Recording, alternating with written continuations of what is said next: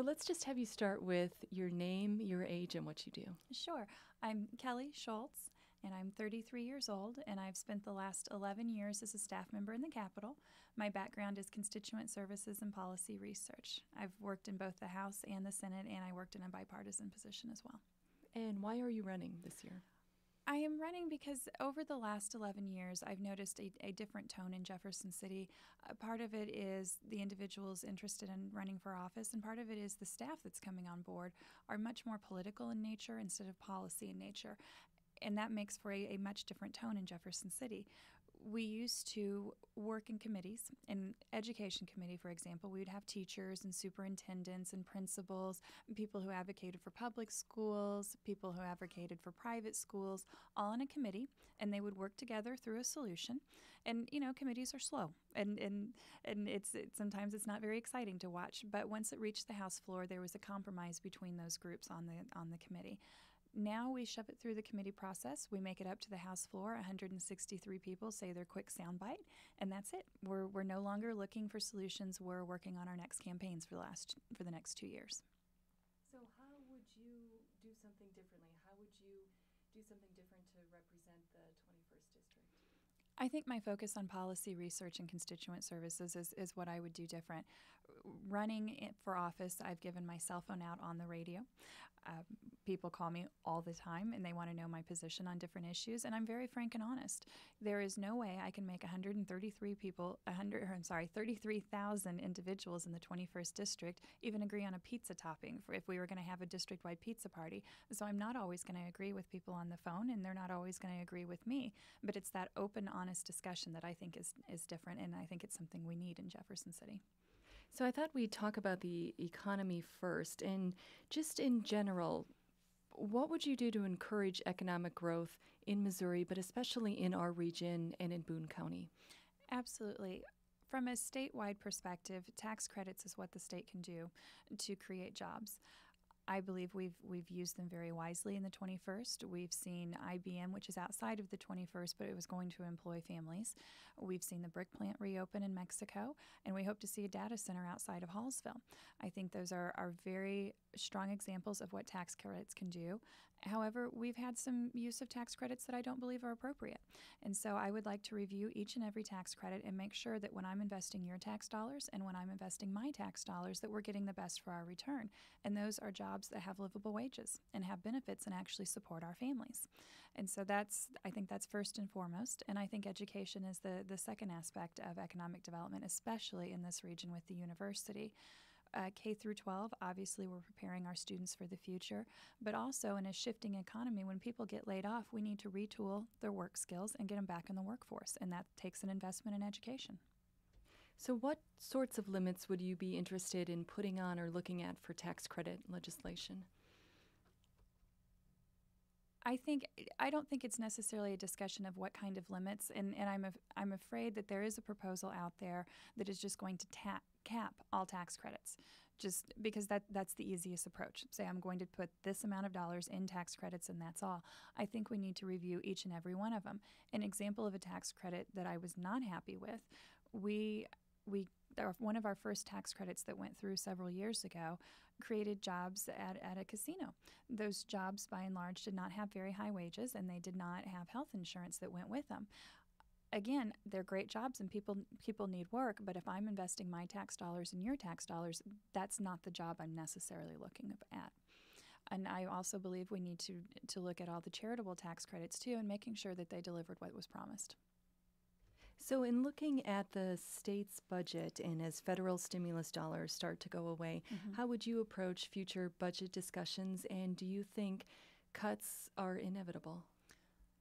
Cuts are inevitable. This next year is going to be the worst budget that I've seen in the last 11 years. And in many aspects, we've trimmed away all the fat. There's always room for cuts and to look at things closely, but this next year is going to be painful. There's going to be some painful decisions that have to be made. I will always choose direct services over indirect services. An example, we have a third-party vendor who calls Medicaid recipients and asks them if they need help finding a doctor. I would cut that program I would cut that program and protect mental health providers that work directly with youth that are at risk. So it's come to the point where we need to decide what our priorities are and protect those priorities. How do you feel about what some people call sin taxes or something like raising the state's tobacco tax? Mm-hmm. Would you support those? You know, we are the lowest, we do have the lowest cigarette tax in the nation. It went to the vote of the people several years ago, and it was voted down overwhelmingly. People felt that if you were going to tax cigarettes, that you needed to tax fast food, and that you needed to increase other taxes that were considered sin taxes. I think the public tide is changing. I don't think Missouri wants to be the least in any categories, and we're finding ourselves in the least in a lot of categories. So I would be happy to allow the voters to make that decision again, but I think that is something that we need to talk about with the public and let the public decide. And moving on then to higher education, I guess, how do you think the state should support higher education? Governor Nixon recently talked about tuition at public universities going up next year and effectively kind of putting an end to the governor's deal with legislators in higher ed. Do you think there's anything that the legislature can do about that, or what role do you think the legislature should play in higher ed funding? Well, I think the state needs to meet its obligations to give the higher education institutions the resources they need. And we talked about the traditional college students that come right out of high school and get their 4-year degrees, but we also need to look at tooling the workforce that is finding themselves out of work. As far as tuition caps go, nobody likes tuition. I know that many families struggle with tuition. My concern with putting tuition caps are for programs that are smaller.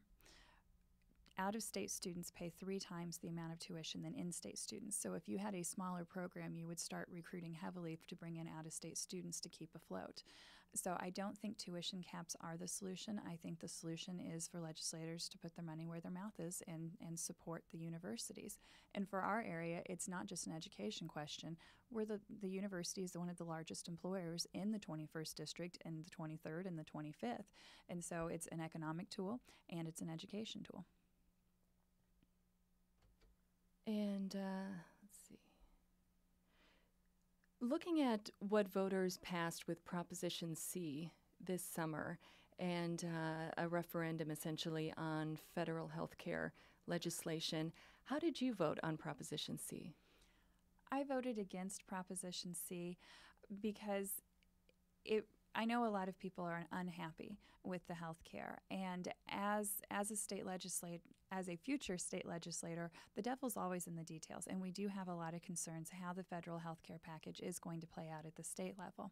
The reason why I voted against Prop C is because it didn't actually do anything. I know a lot of people voted for it because they felt like it sent a message, but in order for Prop C to accomplish anything, a lawsuit would have to be filed in 2014. And so I really think it was more of a political statement than it was actually changing any kind of policy. And I'm afraid that people who supported it think that they have changed something, and at this point they have not. And so I thought it was more of a political stunt.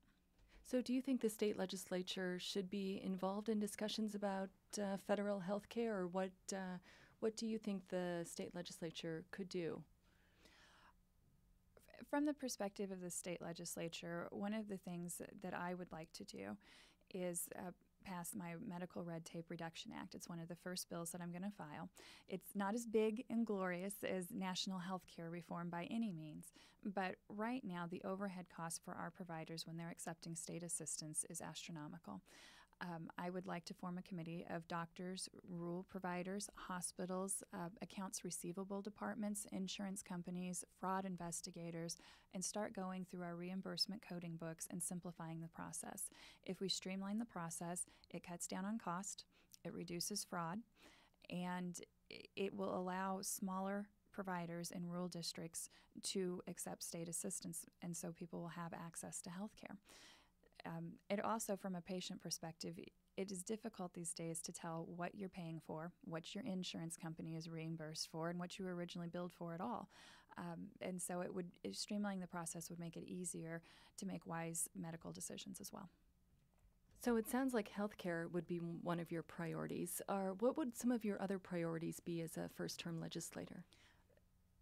The budget is number one. I think the budget has to be number one on everybody's priorities.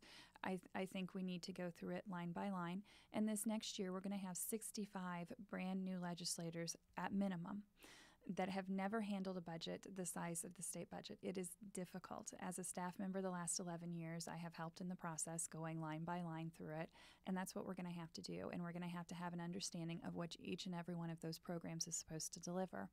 Education is probably my second priority. We need to make sure that we actually are addressing the educational needs of every child. I think Jefferson City has really lost sight of how to improve education. Number one, improving education is smaller classrooms. We have students that are gifted. We have students with special needs. We have students with behavioral and emotional needs all in a classroom, up to 30 students at this point. There is no way that teachers can meet all of those needs. And what happens is students that don't have special needs sometimes are overlooked because the teachers are having to spend all of their time with students with special needs, and so we need to make those classrooms smaller. We also need to make sure that we have qualified teachers in the classroom and retain those teachers. And we need to make sure that we have the technology in our classrooms so our students can compete. I came to college and I had not had a computer. I had still typed in high school. I had still typed all my papers on a typewriter. And at my age, that really put me in a disadvantage, and I don't want to see that for other students. Can you tell us about one experience, maybe in your background, that you think would directly help you to be an effective lawmaker? I think in addition to my experience in constituent services and being in the Capitol for the last 11 years and having the network in place to actually get things done, it's not always about sponsoring the bill that becomes the law. It's about working and handing your bill across the aisle and having somebody else sponsor the bill or amending something to get language on. But I think the experience in my personal background that will help me the most is being a foster parent. I've had 13 foster kids throughout the years with my husband, and I've worked with a variety of families. I don't think people realize how closely foster parents actually work with the biological families, and their life's experiences have been much different than mine. And I think the ability to work with families and learn a different experience from them and what has helped them and what has helped them be successful parents and return to work full time and conquer their addictions. I think as a policymaker, I think we need people who understand that not everybody's had the same experiences. Not everybody has started from the same point in their life. So I think that will be very, very helpful. And I think the situations that a lot of the biological families that I work with reflect a lot of the situations that are causing us trouble across the state. All right. And lastly, can you tell us maybe one thing that most voters won't know about you, don't know about you? I'll tell you two things that most voters don't know about me. First, my husband and I we have a very divided household. He is a very, very, very conservative Republican, and I, of course, am running on the Democratic ticket. And so I think people, when they find that out, think that's rather comical on election season. And he actually is a Cornhusker, and I'm a Tiger, and that actually causes more tension in the household than our political differences, to tell you the truth. The other thing that I don't think most people know about me is, if you didn't see me on camera today, I probably would not be wearing makeup. I'd probably have my hair in a ponytail and just casual and a T-shirt and jeans. I think people forget when we're running for office, we are absolutely normal people. I'm a mom. I get my daughter ready for school, and if I have time, I pull my hair into a ponytail kind of thing. Well, thank you very much. Well, thank you. I appreciate it.